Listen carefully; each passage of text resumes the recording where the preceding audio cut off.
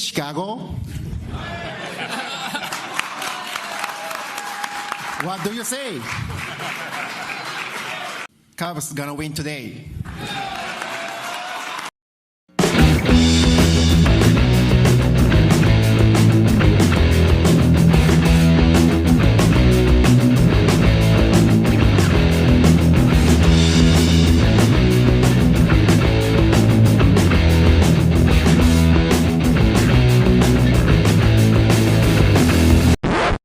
Welcome back to another exciting edition of the Pointless Exercise podcast. We're going to talk baseball with Oleg and Praz. And guys, do you usually connect from San Diego to Des Moines through Rockford? I would think so. No. That makes sense. I can't say I've ever been on a flight going from San Diego to Des Moines, but God help me if I ever am. Praz was just asking if I thought I would see Matt Shaw drive by. Yeah. I thought, well, I hope not. He's horribly lost. Right. But we know Nate Pearson's going with him, and there's a decent chance that Nate, if he's navigating, they will end up in Rockford instead of Des Moines. What does it actually mean that only the S's are silent? Like, is it like a raucous city? Is that what it means by that? Or like, or are S's not silent in other words? Like, I don't know. Well, clearly, when Matt Shaw goes there, he's going to be referred to as Matt Haw. Matt Haw. Yeah. David Haw's little brother. Right. And Nate Pearson. There you go. Yeah. They should commit to the bit and exactly. Don't pronounce anybody's S's. It's a good thing Amioa never had to play there. Amioa. Or Nate Pearson, for that matter. Yeah, so the big news, at least before the game, we don't know what's going to happen in the game tonight, but the big news on Tuesday is the Matt Shaw Rookie of the Year campaign is being put on hiatus for a little while he goes off to the International League to dominate in Des Moines for a while. And I'm kind of hoping when he comes back that is there a dumpster in Des Moines big enough for his leg kick? Can he just leave it there? You hate that leg kick. I hate it. I think he's got everything you need to be a good hitter, but he's got that weird gimmicky. It seems like it makes it harder to hit with that thing. Right. Like you got to time it just right. Right. Well, he wasn't doing it his whole pro career until basically the spring training, right? No, he had this. He developed it sometime at Maryland. They said. Like he didn't have it in high school. Okay. He didn't have any. He kind of gradually added weird things in Maryland. It kept working. And it's worked in the minors. He can do the thing where he stands there, wiggles his butt at the pitcher. That's fine. I'm sure the marquee probably likes that. That's good. It's just when he turns and takes that, like hangs the leg in the air and tries to time. It's like, I just feel like you're making this harder than it has to be. So maybe just stop it. Yeah. Matt Shaw's biggest problem, like the reason why I think he can't sort of get unstuck, is that he doesn't have to face the Cubs bullpen. There you go. Should be taking some BP against them. Or maybe not be. Maybe that's what he's doing. Yeah, maybe that is what he's actually doing. And then he gets in the regular games and faces good pitchers. And did he get any at bats against Miguel Rojas? I don't know. Probably, right? I mean, is that when the great Gage Tater Workman got his first major league Tater hit? Got his two. Got both of his hits. Got both of his hits off of. Well, that was the game. I thought Turner started that game. Right? I think Shaw came in late too, and he may have also gotten a hit off. Everybody got a hit off of Miguel Rojas, but yeah, I learned that today because I'm back to providing sustenance to Andy through the subscription to the newsletter. You know, I told you didn't have to actually pay for your own subscription. It's okay. You got 3 dogs to feed. 3 or 4? 4 dogs to feed. Well, we only feed 3 of them. Oh. Sorry, Elsie. It's your turn. Like, what? Well, I appreciate it. I do think it would be kind of funny if those were the only hits Tater ever got in the big leagues. Yeah. We're off of a... But, I mean, they're going to give him a good month. probably right. So it still might be the only 2 hits it gets. It's a shame he can't tell the same story as David Ross with his first career home run being off a Hall of Famer, even though it wasn't a Hall of Famer, but a utility tunnel of Famer though. Utility tunnel of Famer, exactly. Did you read that part, Oleg? Yeah, the David Ross thing. Is that what you just mentioned? Yeah, sorry, I looked away for a minute. Actually, I rewatching the video that I embedded in there. That was Ross's first start. He'd gotten his first hit earlier in the game off of an actual pitcher, and then he hit his first career home run off of Grace. And I remember he was on.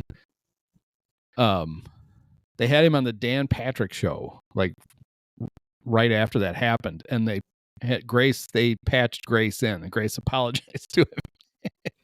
I'm sorry for ruining your first career homer by being at me that gave it up to you. So I was little did he know. He hit 90. He didn't hit 100. He hit 100 his last year with the Cubs. Yeah, but did he finish right at it? Right. Did he finish right on 100? No, he may have went a little over. I think he got 100 sometime in like June or July. Oh, okay. He may have That's had a few after that. Like I think that I'm a little surprised. Yeah, I think I'm a little surprised by the fact that he's got 100 home runs. Well, he played for a long time. Played 15 years. Yeah. He hit 21 of. He hit almost 35% of his homers in 2 years in Cincinnati. All right. Just goes to show you what kind of part Great American is. Yeah. Yeah. Is that after they moved on? Okay. In 2006, David Ross, 21 started 90 games. Hit 21 homers, drove in 52 runs. This was his slash line. 255, 353, 579. He had a 932 OPS. In 2006. Well, I guess 2006 was still putting up Carson Kelly numbers there. Yeah. Now that wasn't. That was Jerry Narin, and then 07 was Jerry Narin and Pete Makinen, and then 08 was the Dust Bag, right? And the one redeeming thing about David Ross was that he hates Dusty Baker. Dusty hated him, and he hated Dusty. Nice. I'm curious what his OPS plus is in 2007, because that'll give you some. Or 2006, right? Don't look at 07. Definitely look at 06, though. Yeah, it was robust. Oh, wow. So it's still 30%. 30 points higher than the league average. Yeah. So this is good. Good. This is good momentum for the pod. Nobody's turned this off because we immediately start talking about David Ross's playing career. I don't know what they were talking about. Can we cut that? It was supposed to be about the Cubs, and they talked about David Ross on the Reds for like 5 minutes. So I didn't just turn it off. I threw my phone into a garbage can just to make it stop. And I think I can still hear it. I don't know why. Like once in a while when I watch Facebook Reels and I like I turn it off, like, you know, if I'm sitting on the shit or something, and I turn it off, it still will make the sound. So I actually have to go in there and like close Facebook in order for it to stop. That's very annoying. That's what I feel like you just described. Yep. That's what people think about this podcast. Well, the Cubs are. I mean, what are they going to do at third base? They've got to do. Somebody's got to play it for a while Matt learns how to hit. Well, did you Tater's getting first crack at it tonight. Did you happen to see that the great Vidal Brujan is back on the active roster as of today? Of course. So, well, I imagine he probably got a rep or two there. That's why they sent him down. That's why they sent Shaw down. Yeah, to get the great Vidal back and not lose Tater, because God forbid. You wouldn't want to have. Right. Do you think the Tigers would take him back at this point? They're like, geez, have you seen those at bats? Oh, we should. Well, if we need a guy to hit off a shortstop, we'll have him. I mean, I guess they would take him back, right? Because they have to buy him back. Do you have to pay? Or you just get him for fun? No, the Cubs. Cubs paid for him to get him. $50,000. Do the Tigers have to pay to take him to get him back? $25,000. Oh, so half of what the Cubs paid to get him, right? Okay. Yes. They might not go. They might not go for that. It's the classic buy high, sell low. They're probably like, Gage, it's going to take us $25,000 to get you back. And Gage is like, I don't think I have that kind of money. So, hey, Detroit is right on the border with Canada. You factor in all the tariffs and everything. I mean, what was it cost to get Gage through customs? Exactly. Oh, you think if they get him, they'll send him back to Double A because that's where he spent the last 3 years? He's played at Erie 3 years in a row. He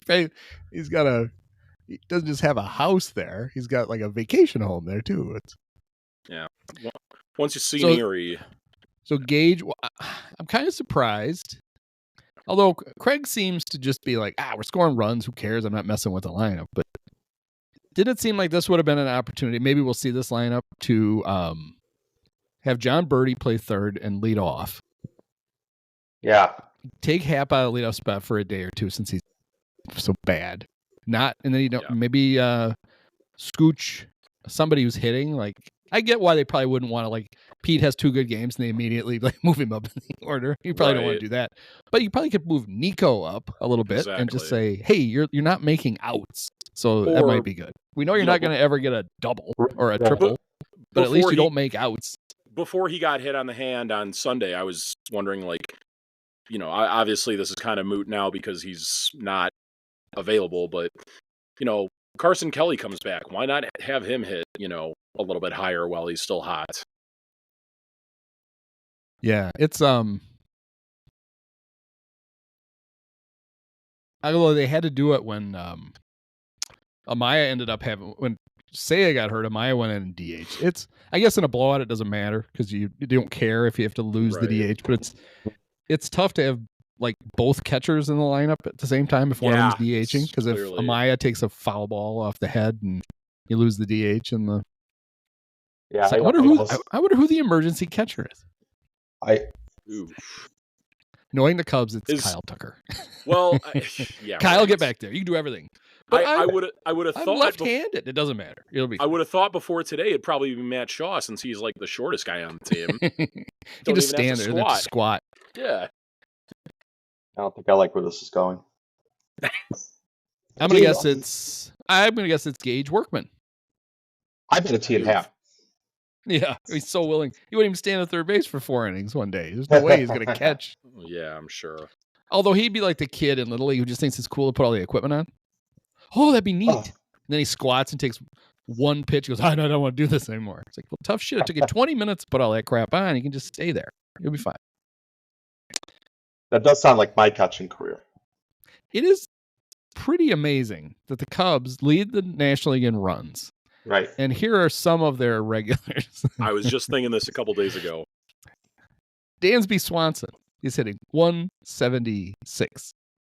It doesn't seem like it because he's slugging. Well, for a while, slugging was pretty good. It's down to 378 now because the slugging hurts when you don't get any. It also goes down when you don't get hits, not just the average. Ian Happ, 210, 309, 284. Pete, this is amazing. Pete had 2 good games. He's up to 257. He was hitting under 200 at the start of Sunday's game. He's 257 now. And it's not like he's had any like off days either. He's been playing every day and taking every plate appearance too. So it's funny that he's able to get up that high from as low as he was. He's a 114 OPS plus now. Oh, wow. Pretty 2 good games. I'll do it for you. This is kind of interesting. Dansby Swanson is hitting the ball pretty hard. His batting average on balls in play is only 170. There you go. So you might be okay.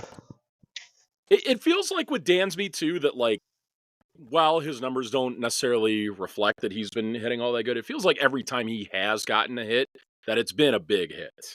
Like especially during the homestand, like the home runs he hit against the Rangers, I think he had a couple against the Padres as well too.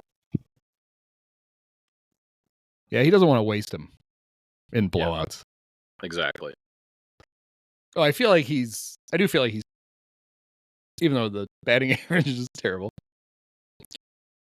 clearly I think he's hitting better than he has in the past. And it's 19 games. Not even an eighth of the way through the season yet. Well, I mean, I'm going to say this. as our friends at Bleacher Nation would tell you, he's only here for his fielding. He's not here to hit Andy. I will say this. I feel, I'm just going to say it right now, I feel good about Dansby Swanson for the rest of the year, looking at his baseball savant page. He's been unlucky this year. Now, it's only been, 14 games, 15 games? What do we have? 19 games. But, man, his average exit velocity is in the 79th percentile. He's hitting the shit out of the ball. He'll be all right. Justin Turner is hitting 172, and he's also slugging 172. So that's fun. I think fantastic. Justin Turner's just what you want out of a guy hitting third or fourth. Yeah.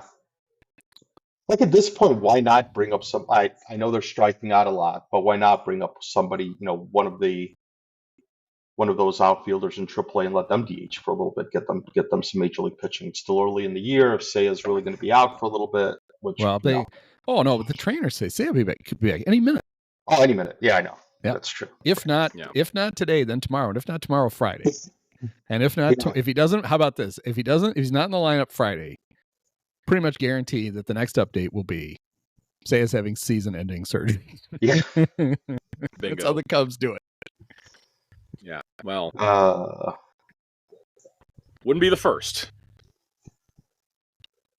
Oh God, the whole it wouldn't be the first this week. No, right. Now, the Justin Steele thing was, you could see it coming. You could feel it coming, just the way that, there's almost like a way that they say, oh, it's really nothing. It's just going to be the minimum. Don't worry about it. It's nothing to worry about at all. It's almost worse than them actually telling you, here's what's wrong with him. And typically this takes this long. They're like, oh, it's nothing. Don't worry about it. That's always bad. That's always a bad sign from the Cubs training staff. And then it was always going to get a second opinion. And then they told the brilliant Jesse Rogers that the second opinion was not because they thought it was worse. It's the second time he's had tendonitis now. He had it in August. Now he's got it again. Yeah. He's going to go see a specialist who's going to tell him, we're going to figure out what he's doing that's causing the tendonitis. That's what they told Jesse. When in fact they were like taking a look at his elbow and going, oh, it's all fucked. Yeah, it turns out what he was doing that was causing the tendonitis was pitching. What he was doing was tearing his ulnar collateral ligament. Yeah. That's what he was doing. Right. Stop doing that. You've already done it once. Now don't do it again. Yeah. I don't know if I expressed this take at all on this podcast, if we did one in the last 2 weeks of last season when the Cubs were out of it, but it just drove me up a wall to see him in the last week or so make those two completely meaningless starts in Philadelphia and then I think against the A's as well too at Wrigley. I get you probably want to ramp his innings up a little bit to a point that he could have reached this year if he had stayed healthy, but like there had to be some sort of re-aggravation of that same injury during that time. Why would it matter to ramp up his innings at the end of last year? I thought at the time, I think the reason they had him start was I think they did feel like it was only tendonitis. And I think they wanted him to get to pitch again before the end of the season for his own, go into the off season, having pitched, not having sat for 2 months and spend the whole winter, how he didn't get, they wanted to prove to him that his elbow was okay. And I think he thought it was. And then clearly it wasn't. Although it was good enough to throw 7 shutout innings in his last start. Well, and that was one where they said that they almost took him out after 4 because his elbow hurt. And then he went back out and he got loose and he said he was fine and he pitched 7. So at some point it's going to happen. So you might, his velocity was down 3 miles an hour. Even it was down already this year, and it was down even more the last start. That's probably way more indicative. Well, they can't afford a radar gun. Wrigley. I just want to mention this really quickly. I just turned around to look at the Blackhawks game. The Blackhawks are winning 3-2, and Praz, you'll appreciate this. They're getting outshot 29-6. Wow! In the second period. Need some of that efficiency on the Cubs. Can we get some guys three hits every 6 at bats? Yeah. Dansby Swanson has 4 home runs out of 13 hits.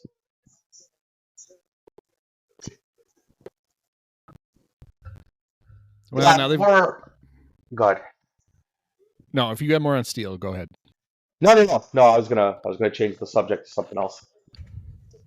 So the the immediate thing is, well, now they got to go trade for a star, which they do. But the problem is, you can't do it in April. No. Nobody wants to trade you one in April, and you probably can't do it in May, and you can't do it in June, and you can do it in July. So you have to hang on for a while. That's gonna be. I mean, they don't have depth anyway. We're getting Javier Assad back soon. Yeah. What's going on with Cade Horton? He's back in Iowa, and he's looking pretty good through his first couple appearances. Although, no, am I getting him confused with Wicks? Because Wicks, I think, has been not starting games, but going multiple relief outings during the times that they've used him. No, Cade Horton, I think I heard his last time out, he reached 97 with his fastball. So, wasn't part of the deal with Cade Horton that he was it was possible that he'd be fast tracked? Like that, part of the reason why they got him was that he'd be up to the majors pretty soon. He's pretty well developed. I know he had the arm injury in Oklahoma, right? Yeah, I know he had that arm injury, but I don't think so because he only he was a first round pick, but he was only good in the College World Series. Didn't he start throwing a different pitch in the College World Series, and he was amazing, and the Cubs drafted him? It was going to take a while to turn him into I gotcha. a pitcher. Because it was based on his stuff, not on anything. Right. And results. He was a pure projection. Yeah. Guy. Okay. Fair enough. But I don't know. You say there's no depth. I mean, look at the guys pitching in AAA. They got Phil Bickford and Chris Flexen. Chris Flexen, 2024 White Sox legend. Chris Flexen. Not only is Chris Flexen pitching, Chris Flexen in 3 starts at Iowa has a 0.55 ERA. There you go. Get him on the squad, Jay. Well, they can't. They want him to win the International League Cy Young, so they're going to leave him there for the whole season. There's also Gavin Hollowell. I remember him from spring training. Yeah. I think. I'm trying to think what's the pitching equivalent of a guy like Mike Hessman who pitched in the minors forever that they would name that award after. Yeah. Jordan Wicks has pitched in 3 games, 2 starts, 1 relief appearance, which he finished. 12 innings, 11 hits, 5 earned runs, 3.55 ERA, so he's fine. Bickford, 3.38 ERA. He's pitching out of the bullpen. He's not starting. There's all kinds of studs down there, and they brought up Luke Little came up, right?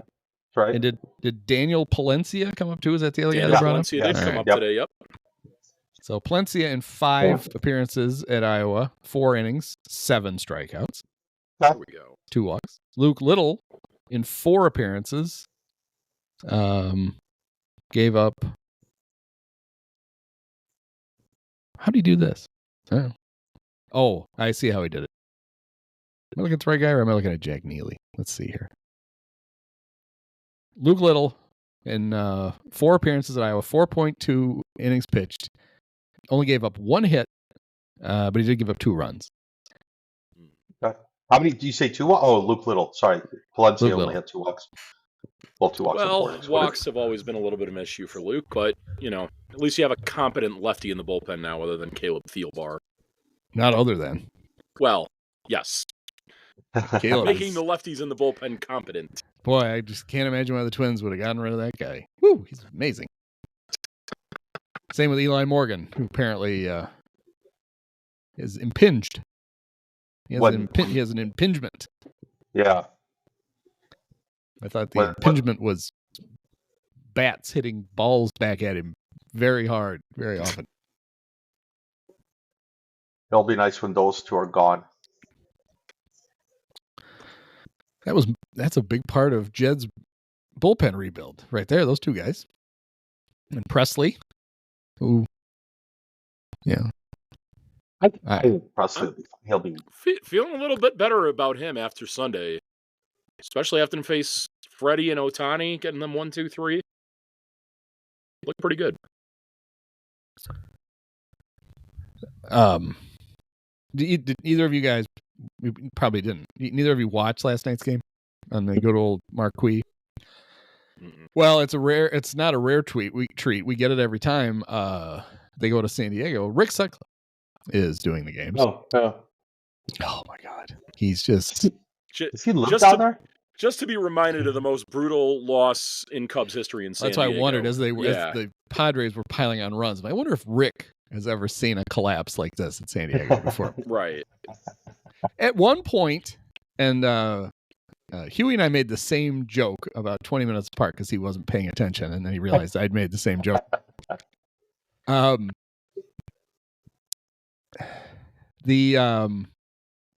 had to be Cease. Almost picked a Cub off third base. And Sutcliffe was all pissed off because they made the fake to third, throw to first illegal. And so he doesn't think you should be able to throw to third at all. And he was going on about it. And he was basically talking about how that was stupid anyway. They will fake to first, fake to third, throw to first. And I'm sitting there like, motherfucker, you did that like 8 times a game your entire career. It never worked, ever. And what I remembered then, as Casey Ignarski was complaining about it, so I said, well, remember, it used to piss Harry off. Oh, yeah.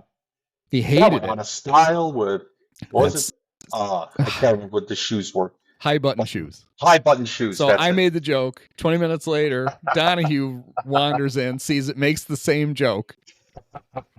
And now you've made it.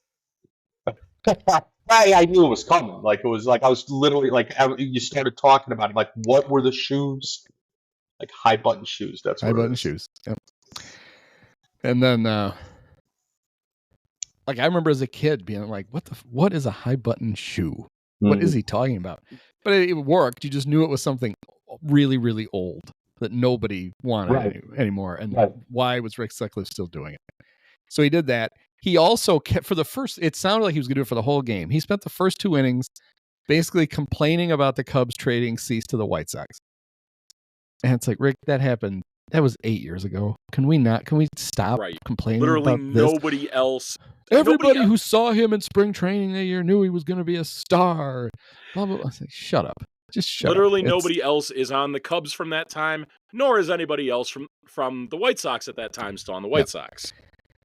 So he complained about that. He talked about how great the Cub bullpen is for a while, which seemed completely out of context, and then they completely, they showed him. But it was the whole thing fell apart when Tyon pitched, pretty well, especially for him. And then the great Brad Keller came in, and Brad was going to get out of the inning, no problem. There was a fly ball to all he and a half had to do was trot in about 15 steps and, a nice high pop up, just cruise under it. And he stopped. He just let it drop in between him and Dansby. And then all hell broke loose from that point on. They played such good defense. They played terrible defense the whole rest of the game. And it spiraled out of control. I'm hoping to God that's the defensive missap all the voters see that cost him a 4th consecutive Gold Glove this year. No, it's momentum now. They're too lazy to even nobody even knows who plays left field in the National League. So they just who won it last year? Does he still play there? Give it to him again. Yeah. Can I just point out your use of the word mishap? Mishap. Yes. Good not one, just, Oleg. Good not one. Just Ian's sister.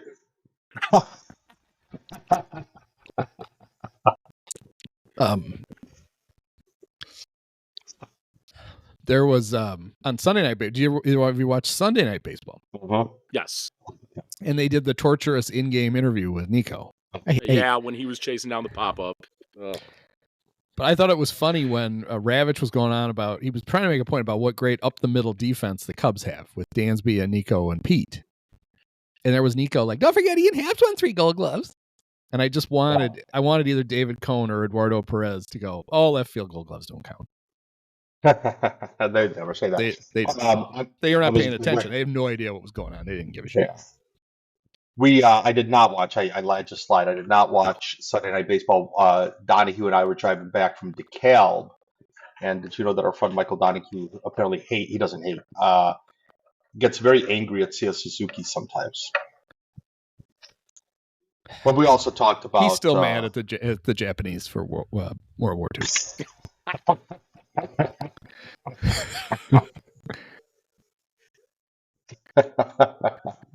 Gotta let it go. It's been 80 years. Mike. 80 years, yeah. 80 years.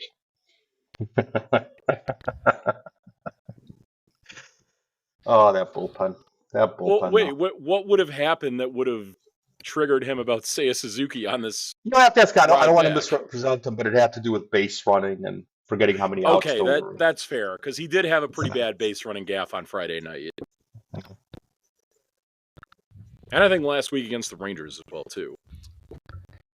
Yeah. It's tough to run the bases when you're DHing. Right. Like you're not a designated runner, you're a designated hitter. Barely even a part of the game. You just wander up there, you pinch hit 4 times, and you go sit down. You're not even playing. You're lucky he remembers to turn left. You got to do the tooth block, the Ryan Terrio. No, they have had a few on this successful road trip so far, but still they've had a few doozies.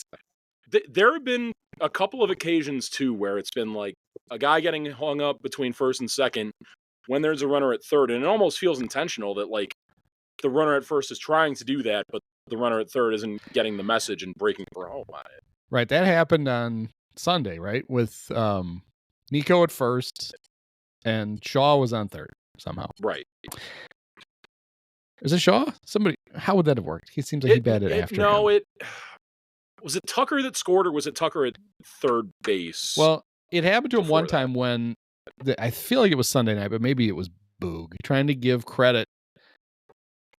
Nico just got a bad jump, got thrown out, but they were trying to wonder if maybe there was a play on, and the runner was supposed to break from third, and he was all mad the runner didn't break from third. But if that's the play, then Nico needs to stop. You can't just slide into second. If the whole thing is you're going to draw a throw, and then the runner at third is going to try to score, you can't just run to the ball and go, what's the point? Tag, tag. I'm going to beat this. Like, no, you have to just stop. So there was no play on. The Cubs were 24 for their first 25 in stolen bases.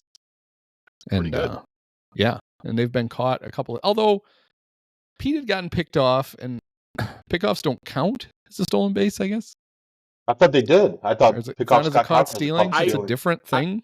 I think they do if you break for second and try to steal second, but if you get picked off at just going back to the bag, it's just going back to your original base, then it doesn't count.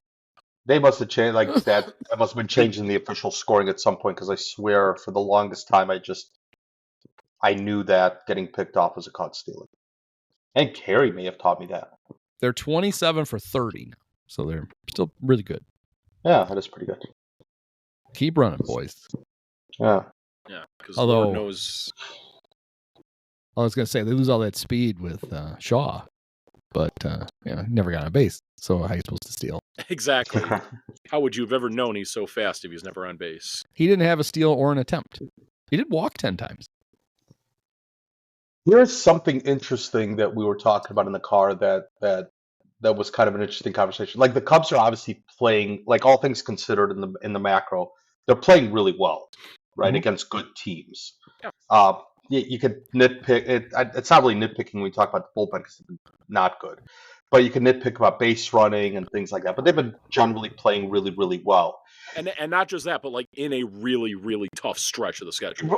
This is the point, right? This is the question. Is it better for them to play really, really well? Because at some point they're not going to play well, and if they're not playing well against bad teams, is that okay? Is that better than not playing well against good teams? Because then you may win more games if you're not playing well against bad teams, or is it games that you have, or that you're meant to win that you're not winning because you're not? Like, what do you think is that dynamic? If you don't play well against good teams, you lose. If you don't play well against bad teams, you probably still win some. Well, you might not probably, but there's a better. You might win half the games where you should be winning 70% of the games. Right? How about this? How about just don't play bad? Well, but it's baseball, right? Like at some point you're going to go. Like even the 2016 Cubs had a stretch where they just simply didn't play well. It wasn't like unlucky losing or anything. Like it just happened. It's baseball. So it's almost unavoidable. And to your point, yeah, just don't play badly, but it's going to happen. Just try harder. You're not trying hard enough. You're losing. You're clearly not trying hard enough. Or you don't care. If you cared, you would win, and you don't win, you don't care. Take a page out of our old boy Joe Madden's book. Try not to suck. Yeah, well, it's the old Hawk Harrelson, right? Like, what was it? You winning attitude or whatever it is. Like, I don't have a winning attitude or whatever. TWTW, right? Yeah, the will to win. The will to win. That's it. The will to win. The will to win. Yes. Yeah, you just don't have the will to win. But regardless, like, is there an answer to that? I don't know if there's an answer to that question because obviously, you don't want to lose against bad teams. But I never even thought of that question. That's really something. Mm-hmm. But yeah, I mean they're in first place. Yeah, they're playing fine. Sure. The toughest part of their the toughest part of their schedule. It's going to be a cakewalk when this is all over. Yeah, right. If they even take one in San Diego this week, they're guaranteed to come back home in first place at least, which will be nice. Well, who cares about? I mean, not who cares. Right, the Braves are 6 games out now, so it's not who cares about the standings. But honestly, like at April 15th, like just win as many games against good teams as you can, and you put yourself in a good spot. Bank as many of them as you can, as I said it during the Texas series. Well, I mean, really, the only thing you should pay attention to the standings early in the year is if you're having a Braves like stretch, and then you're just like, how many? We can't fall X amount of games behind. And Joe was getting interviewed by somebody on MLB Network about this, and they basically said, if you're the Braves, what do you like? How do you approach it? And he said, I've managed teams that got off to bad starts, and you just Joe being Joe Madden. Okay. The previously mentioned Joe Madden. Yeah. Yes. And he said, you just try to make it a goal you can attain. Try to pick up a game a week. Yeah. You're 6 games out, 3 weeks into the season, but then a month from now, if you're 2 out, you're not worried about it at all. Well, it's also you can't get them all back at once, and that's when stuff starts to go sideways for a team. It's like, oh my God, we're 6 out. What are we going to do? It's like, well, there's months to play. Just start winning some games. Right. But it's just more noticeable at the beginning of the year. I think you made this point on one of your podcasts. Like it's just more noticeable. Like the 2016 Cubs, I keep going back to that example. If they would have started the year 5-15 instead of ending the first half 5-15, like that would have been much more noticeable, and you would have been much more worried. But in the middle of the year, you go 5-15, and I mean, it was like we cared because it was a bad stretch, and we were in the middle of things, right? We're watching every day, but what difference does it make? Yeah, and it seems silly now to remember how panicked some people were at the time. Oh yeah. But we're Cub fans, and every time that everything cool was supposed to happen, it didn't. And this was the team that started off like, holy shit, we're awesome. This team is every bit as good as we thought. And you're just waiting for the other shoe to drop, and it felt for a while like it was. That's true. And the players weren't worried about it. No. They're like, what the fuck? Even guys? game 6, right? They're up 3-0 in the 8th inning in game 6 against the Dodgers, right? Yeah. And we're like, oh no. 3-0. No, the 3-0 is the worst possible lead we could have. No, and we've seen this twice before. You can't do this. I want to say a guy got on when they were 5 outs away from winning it as well, too. Just in 03. But thankfully it all worked out. It did? Baseball Reference tells me that it did. Yes. I sometimes don't believe it myself, but yes, it did. That was so damn cool. Like being at that ballpark. They would tell you that I'm sure I've told the story 1,000 times. Like I was in the ballpark for game 6, ran down to the first level and like high-five Tom Morello as he's walking by and didn't even notice that it was Tom Morello. So I look back and Tom Morello looks back at me and goes, hey. He goes, Oleg? Yeah. Is that Oleg? He recognized you and you didn't recognize him. I know how that'd be something. Perfect. Don't I know you from the podcast? Like, I don't even do a podcast. There's a series on Prime Video with that I don't know, Prime whatever else, but what's it called? It's basically about like big turning point games, and there's the baseball one is it's another huge deep dive into Game 7 of the 2016 World Series. Oh. And Tom is he's like the fan that they interview throughout the entire thing. Oh, nice. And the show basically starts with Game 5. Yeah, you can't really tell the story of that whole thing without starting where the turnaround started. Yeah. It's pretty good. And there's there's a couple of hockey ones, and there's I don't remember what the NFL one is. I watched it. I don't remember. But yeah, there's at least one basketball, one NFL, two hockey, and the Cubs. And I watched this because I'm like, well, I think I pretty much know everything that happens. There's some cool footage that I'd never seen before. That's pretty cool. Otherwise, I gotta check that out. I gotta check that out. So I don't remember what it's called. That's good. Very helpful. Hey, just go to Prime and look around. There's not that much. There's not that much on there. Just start filing through it. Yeah. Can't be giving out any free ads on this podcast.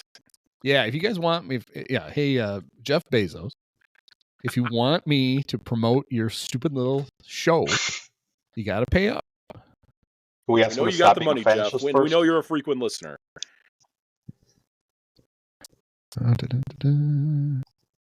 Oh, it's called Game 7.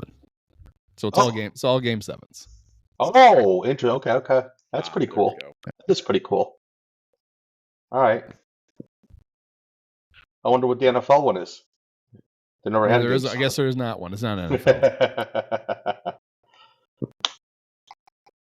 But that's an interesting concept.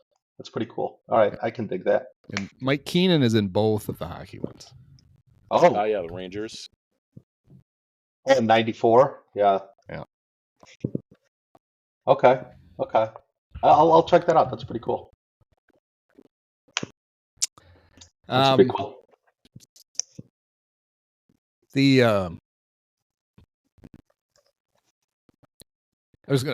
know if I should get into this or not. It cracked me up when I read it, so I made fun of it today in the newsletter. But it's the Bleacher Nation guys always having to find there's a silver line behind everything.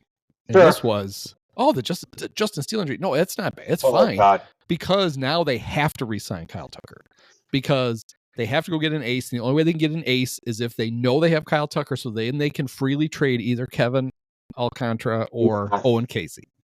It's like I would like what color is the sky in your world? That's what I want to know. I will give them credit for creativity.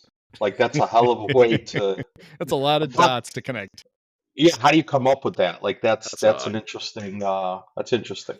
And so to me, it was sunshine and rainbows. To me, it was like really. Yeah. So you can't trade. You wouldn't trade one of those two guys for Sandy Alcantara if you didn't know that Kyle Tucker was coming back. Like literally, you just be like, no, we can't do it. We can't go. The guy who won the Cy Young a couple of years ago has the very team friendly contract. Nope, I can't do it. We might need Owen Casey to wander around right field for a while. We can't possibly part with it. I mean, clearly they must have all the faith in the world that Matthew Boyd is going to make all 30 starts, fully healthy after only making 8 last year. He's a guy I really do wonder about because he's obviously pitched really well. Right. But maybe you can't. Maybe once you're a grown ass man, you can do it. But they're so careful with like younger pitchers and like, okay, he only threw 100 innings last year. There's no way we can get him to 150. We're gonna have to step it up. Yeah, 38 innings last year. I just don't think they How care. long can he possibly go before something falls off? And should he be pitching all these things now?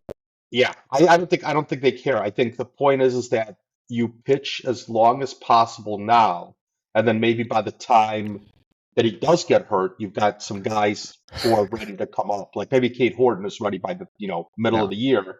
So by the time Matthew Boyd gets hurt, you've got a backup plan. But at this point, like you just pitch him. Like what difference does it make? Yeah. Right? He signed a 2-year contract. Whatever. Just He pitch threw him. 185 innings not that long ago. 5 years ago? 2019? Is that a long time ago? Since then, 60, 78, 13, 71, 32, and this year 70. But he did have 11 innings in the playoffs last year, right? 60 in 2020 when it was a 60-game season. I think you could give him a little bit of pass. Yeah, everybody had to figure out how to ramp up from that. Right. And it was a good year for him. Those were 60 quality innings. He led the American League in earned runs allowed and home runs allowed. Oof. All right. Yikes. 6 points and losses. He also was he losses. still in Detroit at that time, I take it? Yes. Okay. Yeah, that makes sense. He went to Seattle because he's from there. Is that right? Sounds about right. I know. Yeah, he's from Sammamish, Washington. I remember being at a panel at Cubs convention that he was a part of, and like I guess he has a grandfather that's from Chicago, and like right. He was very excited to be a Cub. Yeah. So he goes to Seattle he signs a 1-year deal, and he goes 2-0 with a 1.35 ERA, 10 relief appearances, 13 innings. That was his entire Mariner career was one. And he went back to Detroit, then on to Cleveland, and now the Cubs. Yeah. Well, at some point you got to and at this point, like you need him anyway, so might as well pitch him. It's kind of like when the Giants turned Jordan Hicks into a starter last year. Yeah. He was really good. Like he really took, and then by June he was like, okay, I think I'm done. I mean, it was like, I've never thrown this many innings. I can't do it anymore. And he was ineffective, and then they just put him back in the bullpen for a while. Mm-hmm. You just, you do have to you can't run the 200 meters forever and then all of a sudden go, time to run the marathon. You have to train for it. Yeah. But the one thing I'll say about Matthew Boyd is that he has always been a starter, so he's always been stretched out, and he's always prepped to be a starter. He just got hurt in the middle of the year or at the beginning of the year, whatever, right? Like he's just been hurt. So he's always sort of, his training regimen has always been to be a starter. So that might be okay. So I don't know what that entails, right? I'm not a pitcher. So you kind of wonder. Now let's just pretend for a while the Cubs run themselves like a real franchise. Oh, jeez. You sign Boyd to this deal, and you figured, okay, first year, there's going to be he's going to hit a wall at some point. We know this is going to happen, but we're going for it. We just traded for Kyle Tucker. Yeah. We're going to get we're going to go get a top-notch starting pitcher at some time during the season. So it won't really matter. He'll just take Matt's spot in the rotation. It'll all be fine. Mm-hmm. If that was the plan, I like that plan. They should still do that plan. Well, now they have to do that plan. Now they have to do that plan to replace somebody else. Yeah. But still, you were already thinking about it. I hope that's what they were thinking about. Because, if it was just, it'll probably be fine. The one silver lining, and I don't know how this actually works, but the Ricketts at least can see some relief, some salary relief from insurance, maybe for Justin Steele, and maybe that can go out and sign. I thought about the same thing last night. I was like, I wonder how much that contract is insured. Yeah, right. But I also have a feeling that if you handed Tom the check for whatever portion of it, it just goes right in his pocket. Oh, thanks. Exactly. Next time I had swing by the credit union.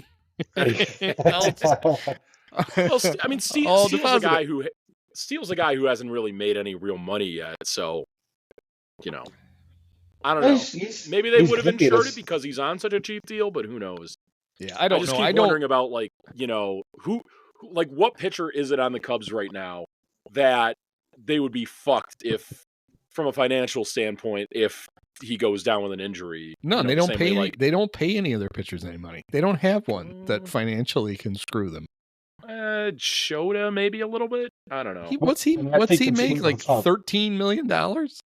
What? Yeah, Shota doesn't make. What do you mean screw? What do you? Steele's making 6.5. Yeah. Hey man, that's. You know what? It would probably be Tyone now that I think about it, because he actually does make 16, right? Significant amount. 18. Yeah. Oh, 17, 18, whatever. Yeah, he's at 18 million. But Boyd's at 17 million. Yeah. I don't know if they don't. This is like this is just how are they not spending money? Here's the thing about that I thought about the Ricketses. Like it was clearly their dad's money, right? The kids don't have any money. They didn't of put their any own. money into the team. Right. The dad bought it for him. Right. So dad bought him, but now they're running the team kind of like the Bears did before the big NFL contract. This is a point that you guys made. Kind of like the McCaskies, where this is now their income source. Yeah, So but they it's have to turn a profit. They have to like that's how they live. They don't have any other money. They don't have anything else that they're doing. It's not even a matter of cashing in, which is so frustrating because not only will they not spend the money because they need to pocket as much of it as possible between the four kids, but they also won't sell the team because it's such a cash cow and they're getting this income. Right. I mean, that's wait a minute, tell, Oleg, right? You're telling me that the great marquee network is not a lucrative cash cow for them right now? I am not telling you that. What I'm telling you is that it has to be in order for the Cubs to make money, right? It's all the same thing. Like all these concerts at Wrigley Field, it's all part of the same thing. And then they spread themselves thin by buying all of this real estate up and doing whatever it is that they're doing with the real estate. None of the bars can stay in business anyway because the rent is so high. And it's a bonker. It's like this crazy maddening thing where they don't want to spend money because they're trying to cash in, and they also can't sell the team because that's their only income.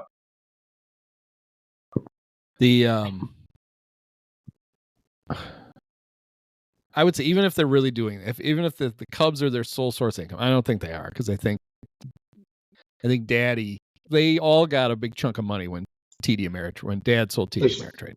There's no way. Their dad's an asshole. No, I guarantee they all got money.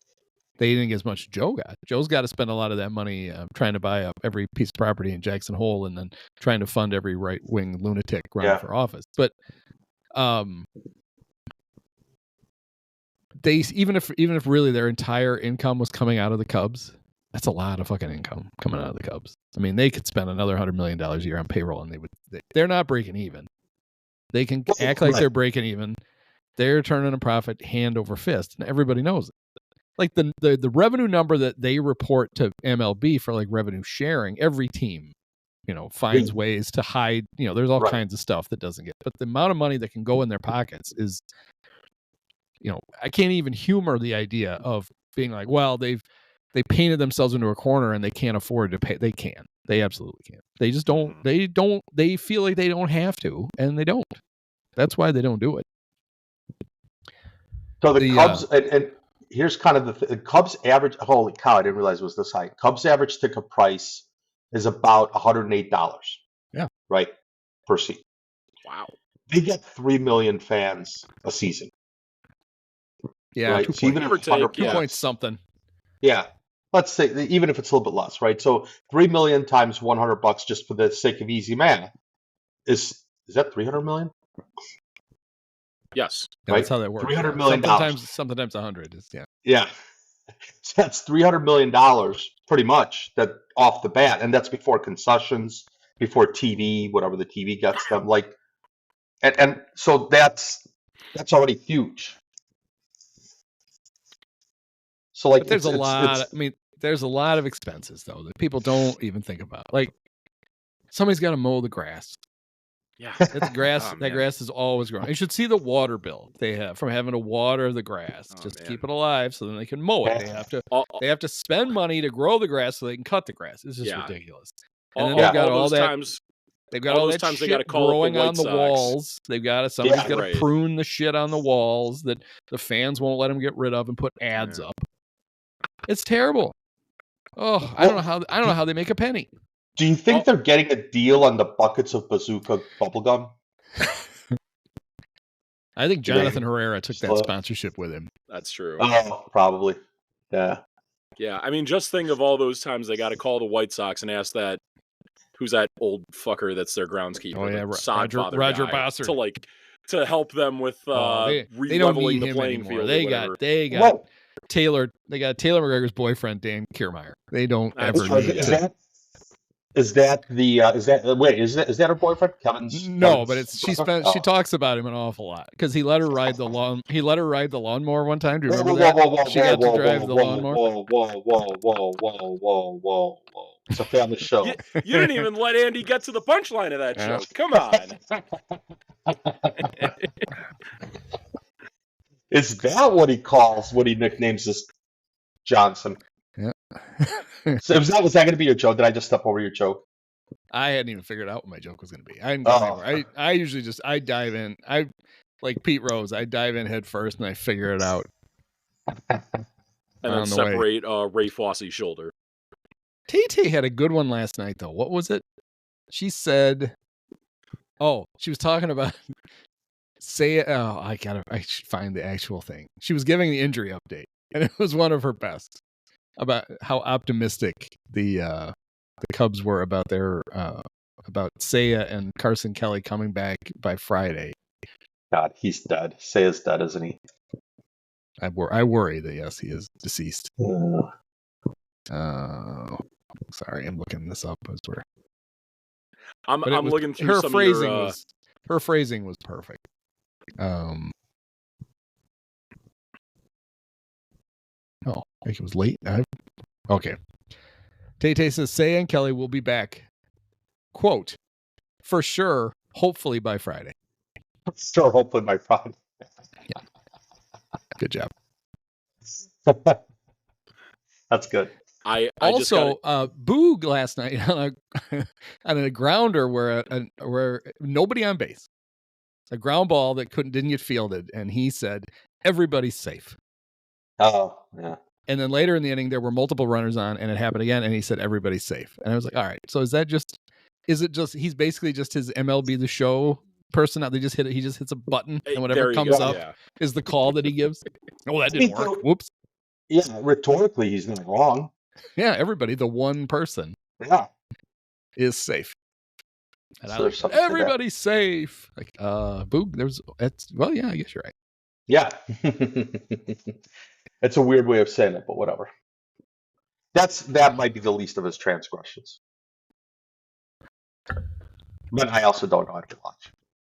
I was gonna say I have a new appreciation for Boog after the Alex Cohen games. That dude is so bad. He's so bad. He's one of the worst. So during one of the games, John Greenberg just messaged me and said, your boy Alex is pretty terrible. I was gonna say, hearing you last week say that he was worse than Chip, like he is. He's actually worse. I had to think about that for a second, but like, kinda. Chip's a terrible baseball announcer. Alex is worse. Like neither one of them are good. Both of them deserve to be fired into space, but he's worse. Chip is just cookie cutter. Like he doesn't. There's nothing original. There's nothing all that interesting. He does talk a lot, but I'm glad enough to listen to Alex. I mean, Chip's biggest problem, and he still has it, so he's never going to get rid of it. He doesn't wait for things to happen before he tells you what happened. He tries to guess what's happening. Yeah. And he's wrong 50% of the time.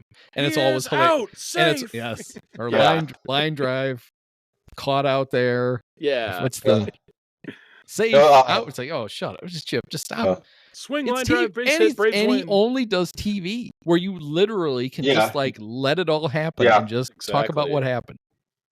That's Zaidman's problem too. Like I can't. Like that's the thing about Zaidman. Like I think he gets excited about fly balls because he thinks they're home runs. Yeah, he's the Wrigley Field fans. Every fly ball is it's like, oh, come on. And I know other fan bases do it, but nobody does it as consistently as Cub fans. It was pretty omnipresent that Dodgers fans were doing it this past weekend. There were a couple deep fly balls that like didn't even reach the warning track that they were going nuts for. I'm going to give Dodger fans. I think Shohei has ruined everybody's thought of how good a contact you have to make to hit a home run. It's a good point. Because Shohei will just like get one off the end of the bat, and you're like, and it's at 430 feet. Yeah. And so I think they think, that would have been a homer for Shohei. Yeah, he's the only one on your team that can do that. I don't. The best one of the one of the best times that I've had at ball games was in the LCS, sitting in the cheap seats at Dodger Stadium. Like those fans were pretty cool. Like they were 16 or pretty cool 17. fans. 16. Gotcha. Yeah, those fans were pretty cool. Well, as long as you don't wear you didn't have a Giants. Giants jersey. Giant stuff. Nobody killed you in the parking lot. Yes, I will. I will say that's in the parking lot, not in the stadium. That's true. The part Frank McCourt still owns. Yeah, I will say that. Like, wow, I forgot about that. I'm pretty sure I was wearing a Cubs hat to the LCS, but everybody was cool, and it was just like even that Anthony Rizzo or the Adrian Gonzalez slide, right, where he was called out, but everybody thought that he was safe. Yeah. Like even during that, it was like, well, like if they check the replay and they're still calling him out, like he was clearly then not clearly, but then he was out. Like, well, clearly out. Right. That's the great. I think we got him. Yeah. With Rizzo and Lester, they're hunched over looking at the video board. Tony's like, I think we got him. No, that was a Lackey start, I want to say. Was it? Yeah, because Lester started twice at Wrigley. He started game 1 and then. Oh. No, well, this would have been game 4. He didn't start twice at Wrigley. Yeah, never mind. Yeah. Well, this would have been game 4. I think I know my. Right, it was the first. No, game 3. Sorry, you might be right. Because it would have been game 3, right? It was the first game of that. The first game in Dodger Stadium. Game 3 was the one they went down 2-1. Yeah. But that same play did not. That play happened in a win when the Cubs were up like 4-0. Game 4. Okay. Yeah. All right. Okay. I don't know. Who can remember these things about 2016? Nothing else happened. I'll never forget them.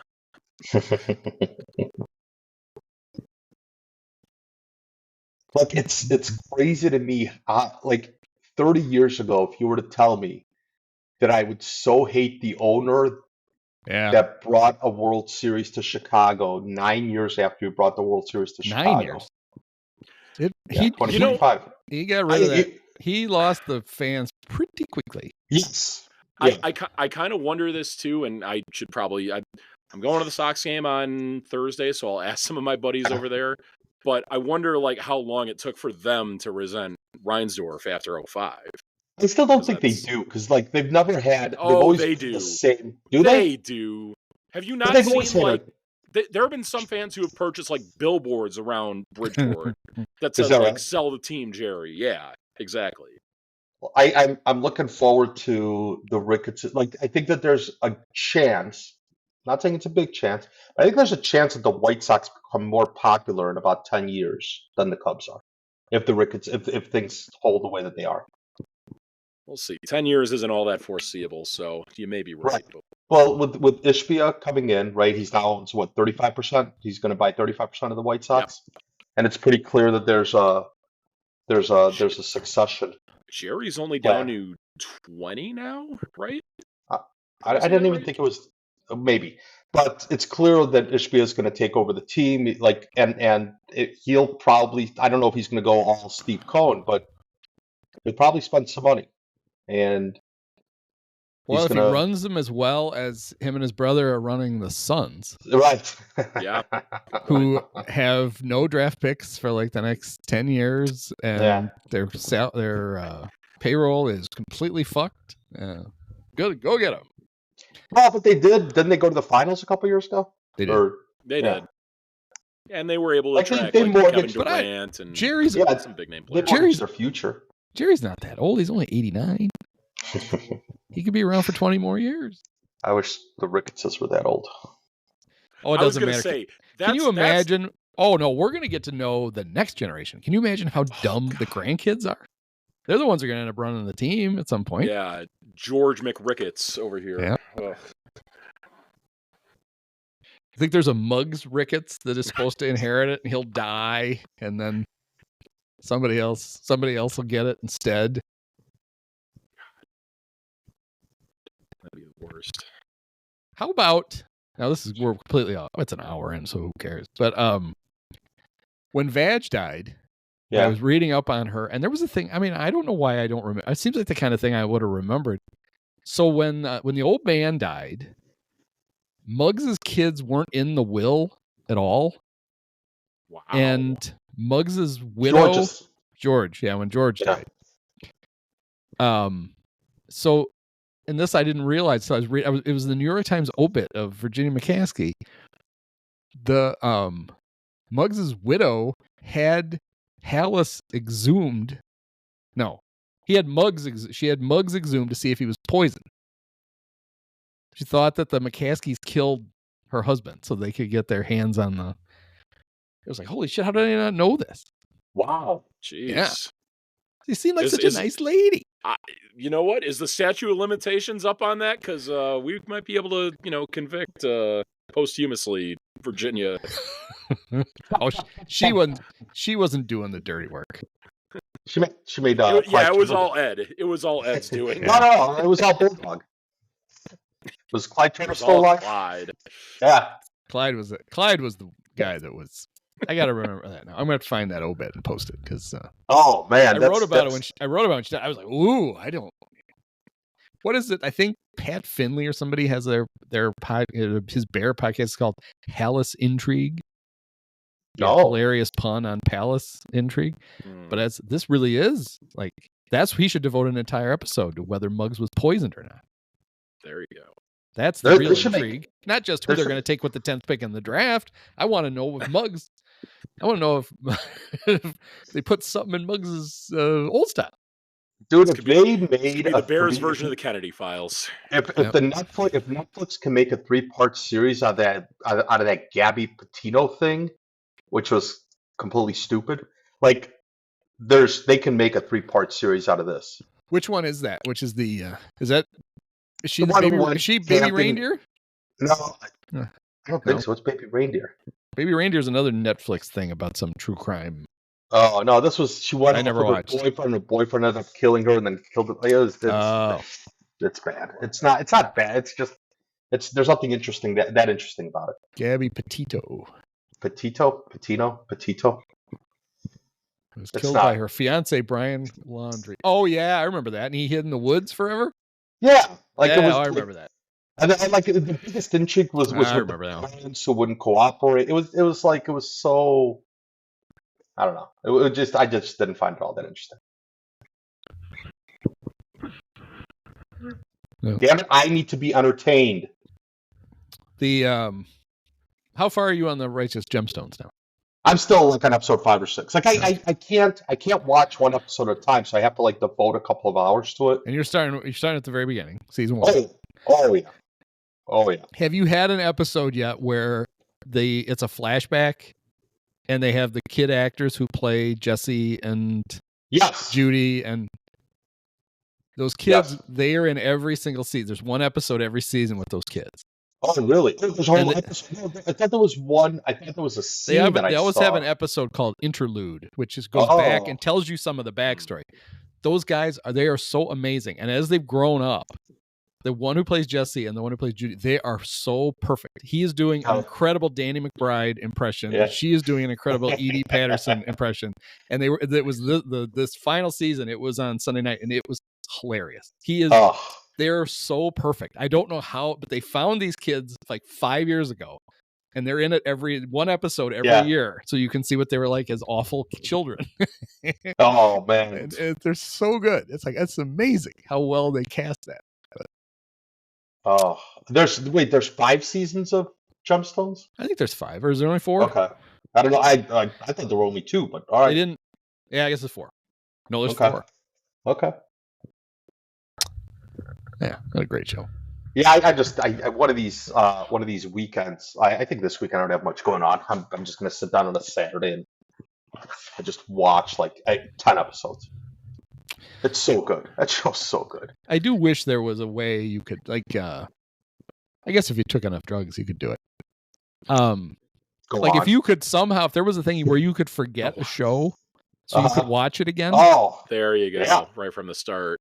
Yeah. Well, that's. I guess just so loosen the connection from the gas line to the furnace, and you probably can get a very similar thing going. I can tell you. I'll go do that right now. That did happen to me with Better Call Saul. It certainly happened with some stuff in The Wire. Like you just rewatch stuff, you're like, oh man, like you sort of remember the general idea, but every not time you give it a rewatch, you figure out stuff that you didn't see before. Right. The Sopranos happened with. I told the story. I told a story about The Wire before, but I watched it when it was first on HBO, and I was an early adopter, and then I can't remember if I was catching up for the last season or it was already over and I just was doing a rewatch. But the episodes weren't in HD when they first were on. HD was just not that, and so now you got to see The Wire in glorious HD. Yeah, and you can actually see things because everything happens at night, and it was there was shit would happen that you literally didn't even see. Yeah. And but I remember watching it the first time. It was season 2, I think, when I realized that Snoop was a girl. Yeah, I didn't know that for an entire season because I could never. It's like, oh, but that's a woman. I had no idea that was a woman. But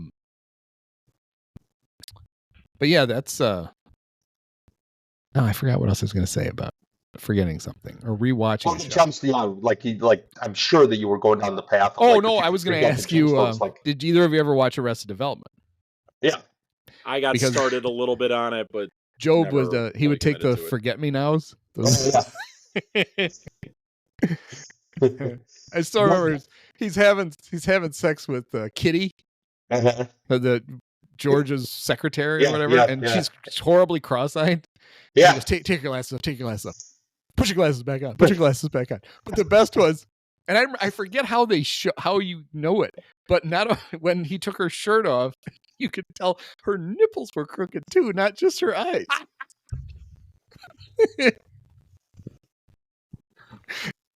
Well, I think you could see him through the shirt, and it was like, oh, that was like that's a show I've watched twice, and I'm looking forward to rewatching it again. Like there's oftentimes like, oh, what should I watch? I'm like, I'm gonna go back watch Arrested Development. Like that's a show I'll rewatch again. That'll be. I've seen it all twice. And I'll watch it again. And there are so many jokes that you do not catch them all the first time. For sure. What a great show. That's another good one. I agree. You mentioned a show on your podcast a couple podcasts ago that I got to go back and see, and I can't remember what it is. Like I wish there were transcripts of these podcasts, so I can run an eye on it and get a synopsis of what you. What if we could do that? I bet you could do that. There might actually be on Spotify, I want to say. Oh, there's there is a transcript of the pods, but I don't publish them, but I get one. Right. So send me one where you talked about a bunch of shows that you were watching, and I will literally run it through through AI to summarize. Hell yeah. You could probably just go to the last 5 minutes of a podcast, just read it. You wish it only lasts for 5 minutes. No, the last 5. I tend to do TV at the end. You wish that your TV was only 5 minutes. The last 45 minutes of the podcast. So I can talk about TV. Hey, I have to talk about TV because I deduct all of the streaming services as a business expense. There you go. That's how you do it. Which I just did. The system. Happy tax day, by the way. And I ran it through the TurboTax thing, and it said everything looked good. So it must be fine. Nice. How much money are you making off these podcasts? What? Maybe I should accept your offer of the free subscription. Too late. I can't. I don't know how to do refunds. Exactly. Both you and Pete Crow Armstrong should have accepted the $75 million that you were being offered. Oh, that's what we should have talked about. That bring us up at the end. Like, what do you think the structure was, though? Oh, I can't. It sounds like it was the guaranteed money was pretty low. There were a lot of opt-outs for the Cubs. Yeah. It's not. I'm never getting $75 million out of this. I bet it's not dissimilar to the Shota contract. That Shota contract's going to age really well for the Cubs. Right. Well, maybe he may pitch too well for it. Because I just had it up. Where did I did too. Like he will, but but if he does, there's not a chance the Cubs won't pick up their side of it. Oh, that's true because they get first crack at it, right? Yes. Like they have to opt out, and then he can opt in. Like he can stay. They can say, "We don't want you." And he can go, "Tough, you're stuck with me." Yeah, you're right. It's going to be a sweet deal for them. Look at the Cubs. It's so complicated. So, so if the Cubs opt in, he gets $80 million for the whole contract. If he opts in, if the Cubs decide to opt out and he opts in, he only gets $53 million for the whole contract. Yeah, so for luxury tax purposes, the guarantee is $53 million. Right. So that helps the Cubs until they decide that they want to opt into the contract, and then the CBT part, I think, goes up. I think what I just said is right. I'm like 60% sure that what I said was right. So he made $9 million last year. He'll make with $1 million signing bonus. So he made 10. Right.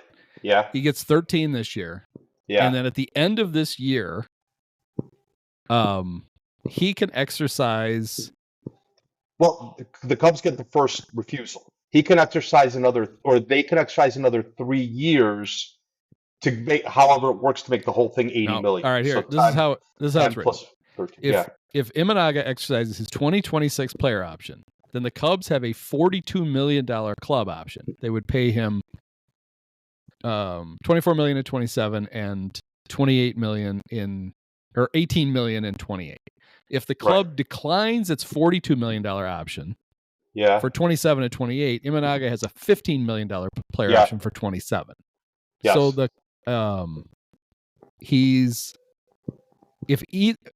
both of them would have to say that they don't want for him. He gets $20 million next year unless both him and the Cubs are like, don't want to do this anymore. $20 million. That's it. $20 million next year. So, but that's his choice to opt into that, or the Cubs can opt into that also. He's going to make $20 million next year unless both are like, oh no, you're right. He can opt in for. I don't like the way they wrote this. Some cots. They've too many bullets. Okay. Okay. At the end of the year, the Cubs can pick up his $57 million club option. $20 million for 26, $20 million for 27-17. Yeah. Or they can say no, and he can say, I want to pitch next year for you for $15 million. Right. But then he's done. Then there's another. But then there's still options for 27 and 28. Like he doesn't become a free agent at the end of next year if he opts in. Yes, right. They get a second crack at those for those last 2 years. Right. Oh, they both do. Right. Exactly. So the max contract could go up to $80 million over 5 years, including last year. Okay. It's actually not as complicated as I thought. Okay. So end of this year, the Cubs can say, Shota, you're so good. We're paying you $20 million next year, and we're picking up those 2 option years. You're here forever.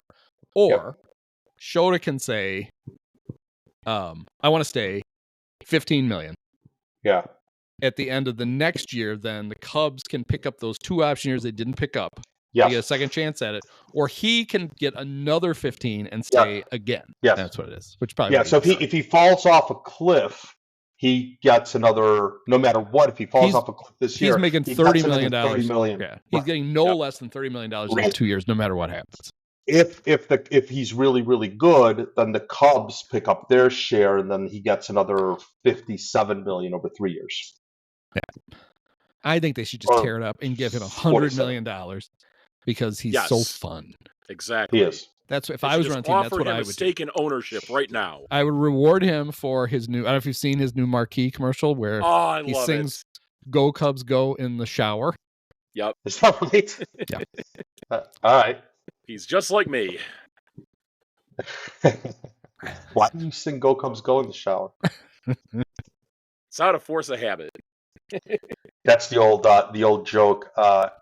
90% of the guys masturbate in the shower. 10% sing a song. What song do they sing?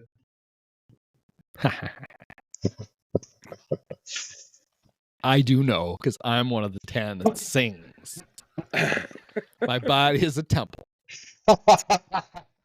I only let John Chaney play with it. What? Oh, what the hell? Whoa, holy! I'm trying to think of a temple. I'm trying to think of a temple joke. I don't know why John Chaney. Coaches that look like the team mascot. Who else you got other than John Chaney, who looked exactly like an owl? Oh, he's got to be dead by now. I would hope. I mean, I would think. He seems like he actually did seem like an asshole, but I don't know. While the Cubs are in San Diego, it's a shame. Screaming at student reporters. Did Don Zimmer ever get a chance to manage the Padres? Do I know? He kind of looks, didn't he? Maybe He looks so similar to that like swinging Friar guy with the big chin. I've always thought. Interesting. All right. I can dig that. All right. I thought all right. Oh no, he didn't play for him. They weren't even around when he played. He does have some connection. Where is this? Maybe he was like an assistant coach with them. Well, he was the bench coach for the '84 Cubs. Oh yeah, he did manage them. Oh, he did. 72 and 73. There you go. Well, maybe the Friar wasn't there at that point. I don't know, but it's the Swinging Friars original. That's their first ever logo. Yeah. Preston Gomez started the 72 season, and after 11 games went, I'm not doing this shit anymore. And Don managed him the rest of the way, and then he managed 73. I knew he was there somewhere. Oh, I'll bet he looked great in the brown. Wonder if we got a picture of Don Zimmer in his Padres uniform. God. Oh, there he is. Why is he wearing a batting helmet? Oh, that's not a batting helmet. Oh, that's a lot of yellow. Oh, Popeye. That's not a good look. I know Len Casper really likes their the brown and yellow uniforms. I think they're awful. I've never. Well, you have reason to hate them because of '84. Well, that's when they had the added the orange because of McDonald's. Oh yeah, with the Ray Kroc. Ray Kroc owned them, and they had to make them look like McDonald's employees. Yeah. Yeah. I do. I think I've gotten over my hatred of the Pirates or Padres, just because they're kind of fun. Like they've got I really like Fernando Tatis, and Dylan Cease is good, and I don't know. I kind of like the Padres. They got you, Darvish. I forget when they gave us Luis Salazar. There you go. Actually, when they took Calvin Schiraldi, I was like, oh yeah. Oh, God, you guys, you're absolved for '84 for that take. God bless. There's a lot of good hatred that came that left my heart and my soul after 2016. Yeah. Oh, I absolutely. Teams I still hate the Cardinals with a red hot. Yeah. Fuck the Cardinals and the But White there's Sox. a lot of other shit now that doesn't bother me at all. Yeah. Yep. Yep. And the White show Sox me the fucking Bartman thing. I don't care. Show it over and over again. Right. It doesn't bother me at all anymore. I still can't. That I can't quite get over yet, but maybe one day. Maybe one day I'll find. Show me the Bartman thing, and then show me the ring with Bartman's name on it, because that's a lot better. Yeah, that's right. Thank God they gave him a ring for getting away with fan interference. What the fuck? Oh well. Well, thanks for getting me pissed off again, Praz. Don't worry, you can read all about it. What I do best. You can read all about it in the upcoming reissue of. There you go. Of Oops, They Did It Again. Yes. And while you're at it, I resent the inference still out there in the interwebs. So here's I told you it's a thin book. I showed you. I get the package, right? And I'm like, what the fuck is this? Like, it's from Lulu or whatever. Like, I'm like, what is this? Why? Like, what did I order? Like, I sit at home, like, I order stuff, and I order records, and I'm like, when did I buy a book? What? Like, it's like the small thing. I'm like, what do you? And then I open up, like, oh yeah, and it all came flooding back. Yeah. Oh, I pissed away a bunch of money on this pamphlet. You warned me not to do it. I did. Yeah. You notice I didn't take it out of the shop. I haven't gotten any. I didn't even get a notification from Lulu that I sold 2 copies of that book. I think they're just keeping the money by now. You didn't read the small print, buddy. We own this puppy now. Woo! I should have just Venmo'd you directly. I don't have any. I have one copy. I had to give you mine. Okay. What's he gonna do? He's gonna Xerox it, photocopy it, send you that. All right. Well, if we get to this part, we're done. So, hey, little silver lining. No matter what happens the rest of this series, tonight is the last time the Cubs will play a game after 7:10 p.m. Central Time until August 22nd when they go to Anaheim. So no more late starts until then. Thank Christ. Yeah, this whole schedule has just game times have sucked so far this year. It's other than the homestand, it's all been bad. Do the Cubs fly coach? Probably, if the Ricketts are. Did they fly? Many of us have herpes. Post-game show is brought to you by Christ, I can't find it. The hell with it. It's fitting. It's got to be done with one of the best games of all time. Just unbelievable. I mean, got to congratulate the Dolan family. Sean, my podcast co-host Andy, you were his favorite player growing up. Oh, thank you so much. Awesome.